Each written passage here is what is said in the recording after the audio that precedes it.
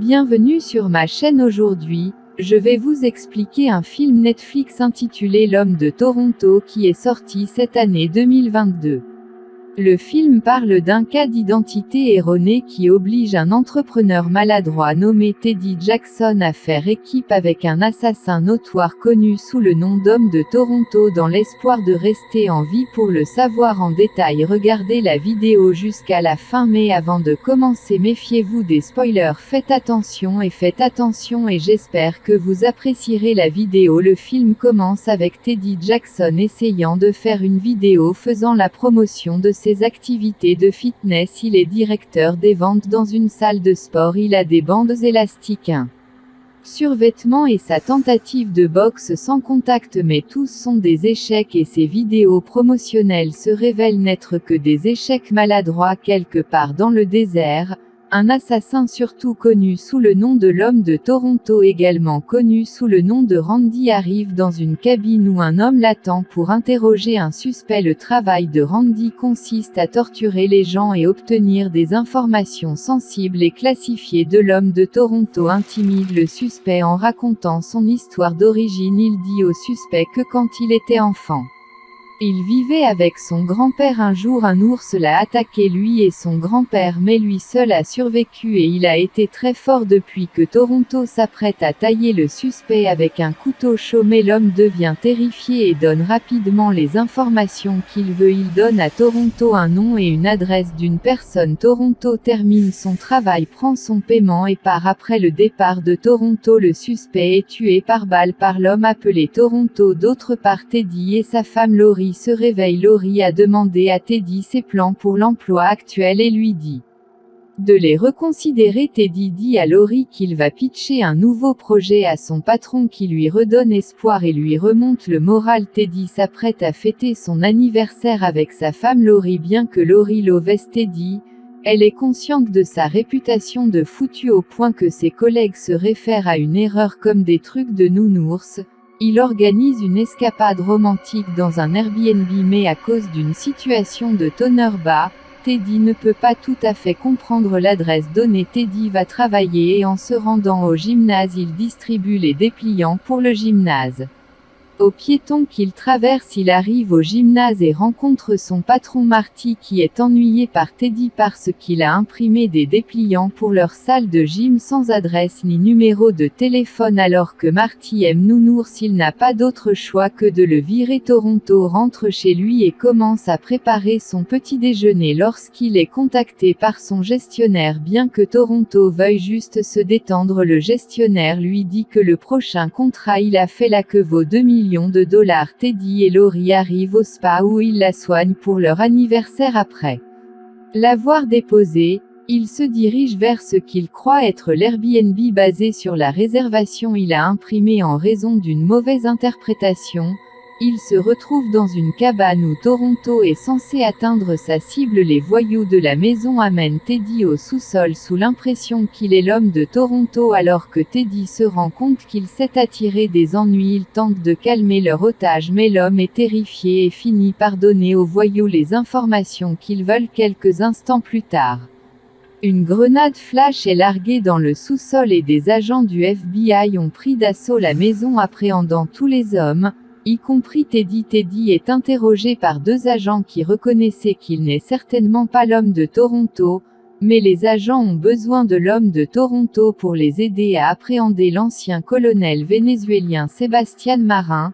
Il a tenté d'organiser un coup d'État l'année précédente pour renverser le gouvernement, mais a été arrêté par nos intelligences. Marín et sa femme Daniela a réussi à s'échapper avant qu'il ne puisse être arrêté. Ils veulent que Teddy continue à faire semblant d'être l'homme de Toronto afin de se rapprocher de Marín et de le faire tomber. Les agents assignent l'agent Santoro pour s'occuper de Laurie pendant que Teddy est au travail, mais il se sent menacé car Santoro est suave et beau. Teddy doit dire à Laurie que son absence est parce qu'il a été appelé à une conférence de travail puisqu'il ne lui a pas dit qu'il a été viré. Santoro l'escorte pendant qu'elle passe du temps avec son amie Annie. Toronto découvre la confusion et reçoit les informations de Teddy par le gestionnaire. Il trouve les annonces de fitness de Teddy et ne peut pas croire que c'est l'homme pris pour lui.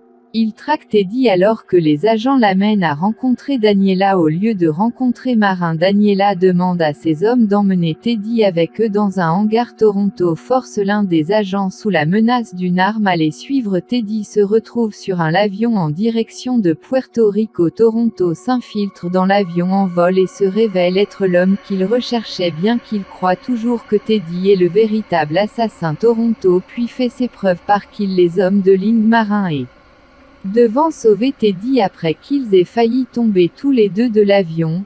Ils atterrissent à peine dans un champ et commencent à sortir à pied après l'explosion de l'avion. Le gestionnaire contacte Toronto et le réprimande pour ne pas avoir tué Teddy car ils ne le font pas laisser des témoins en vie. Toronto dit à Teddy qu'ils doivent trouver quelqu'un nommé Mr. Green et l'amener à Marin puisque Marin a déjà vu la photo de Teddy croyant qu'il est à Toronto sur un terrain de golf club de golf.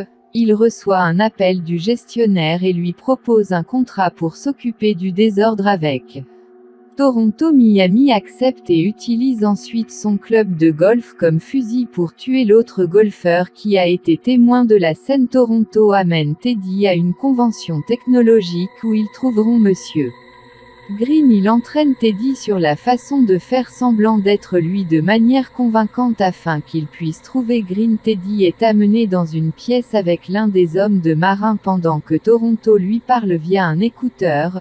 4 hommes captifs sont présentés et Teddy doit tous les interroger pour déterminer lequel est Monsieur Green.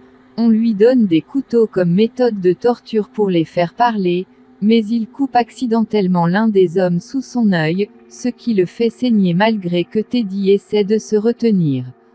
Il vomit sur 2 des hommes et l'un d'eux finit par dire qu'il est vert, mais le voyou principal remarque l'écouteur de Teddy et se prépare à le tuer, forçant Toronto à intervenir et à tuer les crétins. Il coupe ensuite le pouce de Monsieur Green et le met dans un sac alors que les deux essaient de sortir du bâtiment. Miami les trouve et commence à les poursuivre. Il jette le nounours du rebord mais il attrape une décoration. Toronto et Miami se battent en nounours tente de se mettre à terre. Miami obtient presque le pouce mais Teddy tombe sur lui et Toronto l'assomme. Toronto puis contacte le gestionnaire pour une mise à jour sur la situation après avoir entendu la conversation. Teddy croit que le Han de LER ment à Toronto. Teddy et Toronto se dirigent vers un vol à destination de Washington DC où Toronto dit à Teddy qu'il sait qu'il est un con juste en se basant sur ce qu'il a appris de lui en personne et en parcourant son histoire vidéo de faire son échec. Publicité de gym. Quand ils arrivent, Teddy contacte Laurie et il prévoit de se rencontrer dans un restaurant chic que le FBI est alerté du fait que Teddy amène Toronto et commence à l'entraîner sur les compétences sociales. Les deux rencontrent Laurie qui a également invité Annie. Toronto s'entend avec Annie mais ils doivent couper court quand Teddy aperçoit Miami arriver au restaurant. Miami les rattrape dans un placard où Toronto le combat à nouveau et se fait tirer une balle dans la jambe et Miami prend le pouce en peluche à Toronto continue d'avancer et vole une voiture de police pour rattraper Miami. Depuis que lui et le gestionnaire vont rencontrer Marin sur le chemin de la chambre d'hôtel de Marin, Teddy a demandé à Toronto un travail au Minnesota qui ne cesse d'être élevé. Toronto explique qu'il était supposé être pour tuer un homme qui devait des dettes de jeu aux mauvaises personnes, mais il s'est arrêté quand il a vu l'enfant de l'homme. Toronto l'a regretté plus tard parce que l'homme a continué à se déchaîner. Il dit que quand il aura terminé ce travail, il veut ouvrir son propre restaurant et ne plus tuer à l'hôtel Marin et Daniela rencontre le gestionnaire à Miami. Il découvre que le pouce que Miami a volé pour déclencher une bombe qui tuera le président vénézuélien ne fonctionne pas car Mr. Green était en fait le principal voyou. Qui est-ce que le nounours de l'interrogatoire se présente et se fait passer pour Toronto même si le gestionnaire essaie de convaincre Marin que ce n'est pas lui. Le FBI se présente et arrête Marin et Daniela mais le gestionnaire et Miami s'échappent de Toronto finit par prendre le paiement que le gestionnaire aura collecté. Nounours se précipite à la maison pour essayer de trouver Laurie mais il ne trouve que la maison vide. Elle lui a laissé un message disant qu'elle va chez sa mère car elle ne sait pas ce qui se passe avec Teddy pendant ce temps. le gestionnaire commence à contacter autres assassins pour s'en prendre à Teddy et Toronto. Le lendemain, Teddy apprend que Laurie sera à la gare, alors il court là-bas pour essayer de l'attraper avant qu'elle ne parte. Miami trouve Teddy et essaie de le tuer, mais Toronto rattrape et sauve Teddy en disant qu'il n'aimait pas l'idée que Teddy meure. Ils sont alors confrontés à l'homme de Moscou, l'homme de Tokyo et les hommes de Tacoma. Les gars courent dans l'ancien gymnase de Teddy et Toronto tue tous les assassins par lesquels ils sont acculés. Miami à l'extérieur, mais Teddy trouve le courage en lui d'assommer Miami même s'il se casse la main. Le gestionnaire se présente et demande l'argent qui est dans le coffre de la voiture bien-aimée de Toronto. Après une poursuite où le gestionnaire tire des grenades sur Teddy à Toronto, il se termine dans une usine.